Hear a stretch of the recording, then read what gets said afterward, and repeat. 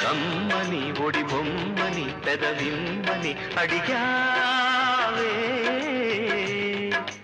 ఆహా హోయ్ హోయ్ ఓహో హాయ్ హాయ్ చిమ్మని బదులిమ్మని సతకమ్మని పిలిచావే ఓహో హోయ్ హోయ్ ఆహా హాయ్ హాయ్